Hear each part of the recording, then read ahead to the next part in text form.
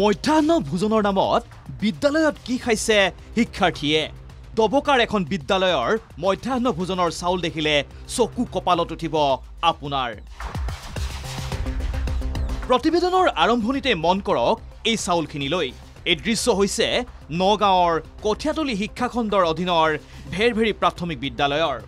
দীৰ্ঘদিনে উত্থাপন হৈ থকা অভিযোগৰ ভিত্তিত বিদ্যালয়খনত মধ্যাহ্ন ভোজনৰ চাউল চাবলৈ উপস্থিত হৈছিল একাংশ অভিভাৱক আৰু তাৰ পাছত অভিভাৱকসকলৰ দৃষ্টিত ধৰা পৰিল এই চাউলখিনি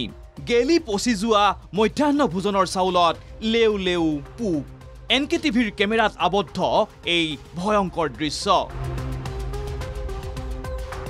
সম্পূৰ্ণৰূপে খোৱাৰ অনুপযোগী এই চাউল অভিভাৱক ৰাইজৰ অভিযোগ এই চাউলেৰেই শিক্ষাৰ্থীক যোগান ধৰা হয় মধ্যাহ্ন ভোজন এই সন্দৰ্ভত অতি শীঘ্ৰে তদন্ত বিচাৰিছে ৰাইজে তদুপৰি দুখিক উপযুক্ত শাস্তি বিহাৰো দাবী সচেতন লোকৰ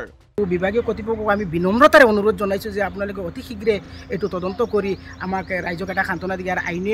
দুখিক আপোনালোকে আইনী শাস্তি ব্যৱস্থা প্ৰদান কৰে যেন একাংশৰ অভিযোগ সুলভ মূল্যৰ দোকানীৰে আছে প্ৰধান শিক্ষকৰ বুজাবুজি ৰাহি কৰা পুৰণা পচা চাউল খাবলৈ দিয়া হয় শিক্ষাৰ্থীক আৰু নতুন চাউল সুলভ মূল্যৰ দোকানীৰে মিলি বিক্ৰী কৰে প্ৰধান শিক্ষকে এই চাউলখিনিত জড়িত আছে আমাৰ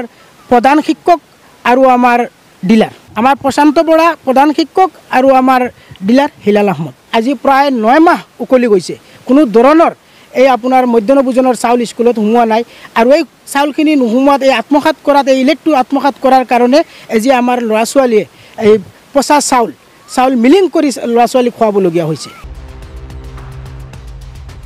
আনহাতে চাউলত পোক লগা কথা স্বীকাৰ কৰিলেও এই চাউলেৰে মধ্যাহ্ন ভোজন যোগান ধৰা নহয় বুলি চাফাই গায় প্ৰধান শিক্ষকজনে এইটো আপোনাৰ খামলত থকা তলত পৰি গৈছিল এই চাউলবিলাক অলপ নষ্ট হৈ গৈছিল